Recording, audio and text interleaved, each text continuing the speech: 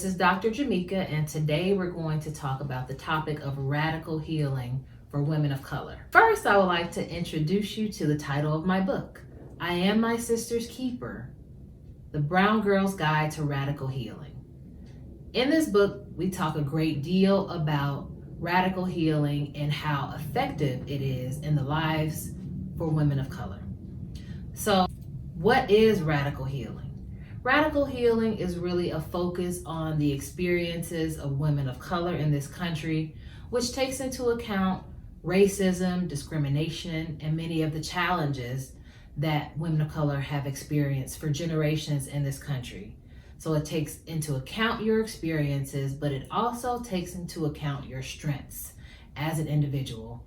And what are the strengths that could be unique to women of color? You can think more about things like resilience, faith, hope, but those are different elements that would definitely be a part of this whole model of radical healing.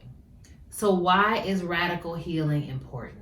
Radical healing is very important in the lives of women of color because it is an opportunity to focus on strengths as well as some of the challenges that we have experienced. And what we know about healing in general is that it is usually not a very linear path. So if you look at the lives and the challenges and struggles of many women of color in this country, you can see a bit of a kind of up and down pattern to a graph. It's not always straight across. You're going to see challenges as well as some wins when you look at the lives and experiences of women of color. So we want to highlight, when we talk about radical healing, we are wanting to highlight the strengths as well as the challenges. A really big component of radical healing is not just the individual healing of the person, but is also community healing that we have to focus on. Because when you think about women of color, especially African Americans, there's always a big collective and community component. So what does healing look like for the individual?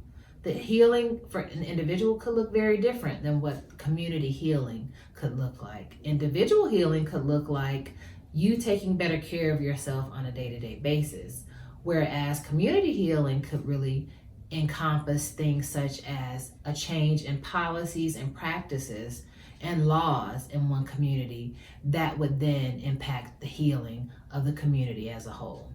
The components of radical healing for women of color involve testimony, which is the opportunity for women of color to be able to tell your story in a way that gives you voice and in a way that makes you feel empowered about your experiences.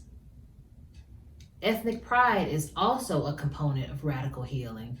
Studies have shown that individuals who feel more ethnic pride also have overall levels of wellness and well-being that are higher than those who do not have those same levels of ethnic pride. Radical hope is also a component of radical healing. And when we think about radical hope, I want you to really focus on some of the experiences of your ancestors. If I think about my ancestors and some of the experiences that they endured in relation to Jim Crow laws, discrimination, racism, slavery, sharecropping, I have to think that my ancestors were quite resilient.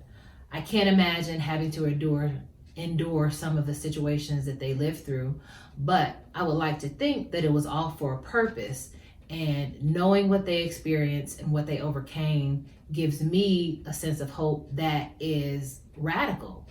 It's greater, it's more powerful than just regular hope. So in the book, we call this radical hope. Another part of radical healing for women of color is self-care. And the way that I like to tell my patients is that anytime we're talking about caring for yourself, if you are a woman of color, that in and of itself is a radical move. Because society will tell us that all we do is care for other people. We care for our children, our spouse or our partners, our parents, our families. We care for the communities in ways that other groups of women aren't expected to. So when you think about women of color caring for themselves and taking a time to prioritize their health, that is a radical move. Another component of radical healing is taking action. So as I said before, Healing does not just involve healing on the individual level, but it also involves healing on a community level. So what we want to enhance by radical healing in this case is taking action. So now that you feel like you've made some steps regarding your own individual healing, what are the things that you can do to take action for your community? What are the things that you can do to take action for your families? These are all things that are part of the radical healing model in my recent book. If you're interested in learning more about radical healing, please tune in to our Radical Healing series. And as always, please make sure that you subscribe